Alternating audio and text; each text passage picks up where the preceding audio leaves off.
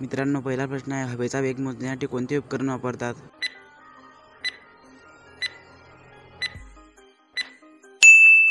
उत्तर option number C, anemometer.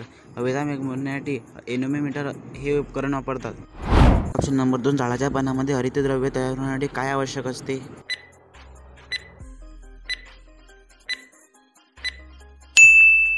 उत्तर option number 2, Suryaprakash. झाडांच्या पानांमध्ये हरितद्रव्य तयार होण्यासाठी सूर्यप्रकाश आवश्यक असतो.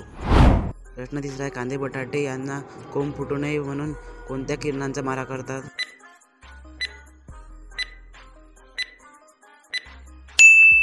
उत्तर ऑप्शन नंबर सी, गॅमा. कांदे बटाटे यांना कोंब फुटू नये म्हणून गॅमा किरणांचा मारा करतात. प्रश्न चौथा आहे, खालीलपैकी कोणते खत रासायनिक खत या प्रकारात मोडत नाही?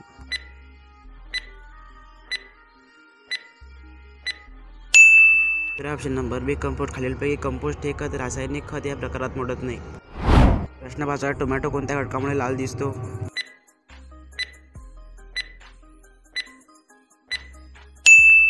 उत्तर option number A, lycopene. Tomato lycopene या घटकामुळे लाल दिसतो. प्रश्न 6 आहे, कोणत्या नदीच्या खोऱ्याला संतांची भूमी म्हणून असे संबोधले जाते?